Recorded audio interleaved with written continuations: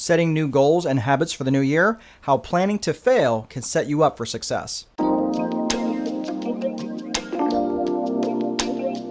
Did you know that planning and predicting how you might be tempted to break your new commitments actually increases the chance that you'll succeed at reaching your goals? Wait, coach, you're saying I should plan on how I might fail at my goals? This might sound counterintuitive, but it's true. Researchers from NYU by the name of Peter Goldweiser and Gabriel Oettingen published a paper around the subject of self-regulation. I'll put a link to their research in the description. Their research has been cited in many books on self-control and habit formation, two of which are The Willpower Instinct by Dr. Kelly McGonigal and Atomic Habits by James Clear. If you've not read either of those books, I strongly suggest you add those to your stack of shame. But researchers Goldweiser and Oettingen made distinctions between simple goal intentions and what they called implementation intentions. Goal intentions are simple. I will hit X goal.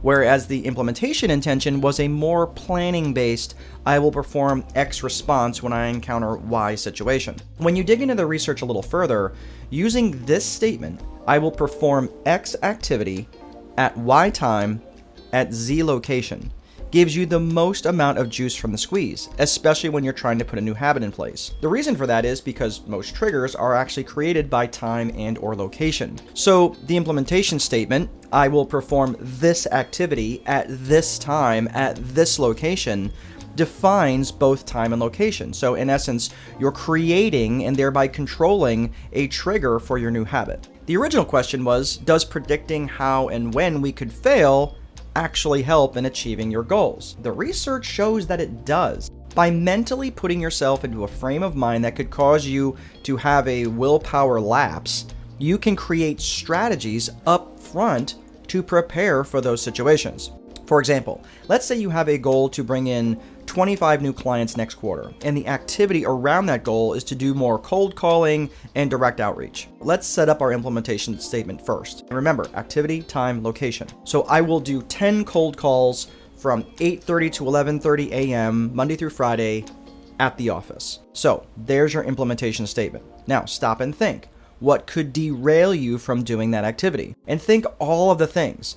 Well, I could feel sick. I could get sick one day. I could lose my voice. I could just not feel like doing it, right? I might have to take my cat to go get a whiskerectomy. Whatever. Think of all the things that could tempt you from stopping this activity. What could derail you from engaging in the activity that's in alignment with your goals of reaching 25 new clients next quarter? What will I say that will give me permission to procrastinate? You know, that comes up in my life a lot. Are you going to attach what's called a moral license to your previous progress, such as, well, you know, I've been working hard, so I deserve to take a break, right? Think about all of those things and think of how you'll feel in those situations. Once you've identified those self-sabotaging behaviors, put yourself mentally in that place. Then stop and think. What could you put in place up front to help keep you motivated when those things happen? Could you have an accountability partner that you can call during those times of weakness? Could you go for a walk? Could you do a breathing exercise that will reestablish your willpower battery? In my coaching program, one of the things that we do is we have accountability partners for some clients, right? Some people like to use me as their accountability partner, but some like to use others in the community to hold themselves accountable. It seems pretty strong motivation not to let a peer down, and sometimes that works better for them. But what other ways can you use this imaginary failure to create a success? The more you prepare for this in advance, the better likelihood you will succeed at creating your new habit and reaching your new goal. If this was helpful, be sure to like and subscribe, and we'll see you next time.